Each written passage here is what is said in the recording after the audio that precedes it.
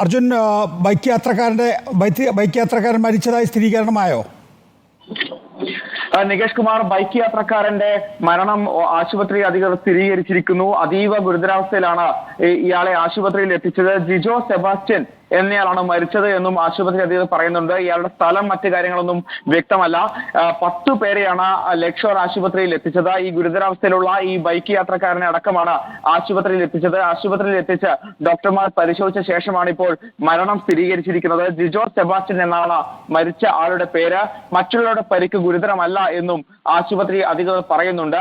ഈ മാടവന ജംഗ്ഷന് തൊട്ടടുത്ത് തന്നെയുള്ള ലക്ഷോർ ആശുപത്രിയിലേക്കാണ് ഈ പരിക്കേറ്റവരെ അടക്കം എത്തിച്ചത്.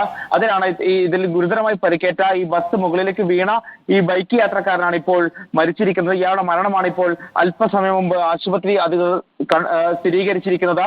ജിജോ സെബാസ്റ്റ്യൻ എന്നയാളാണ് മരിച്ചത്. നികേഷ് കുമാർ. ഓക്കെ, അർജുൻ മട്ടന്നൂരാണ് വിശദാംശങ്ങൾ നൽകിയത്.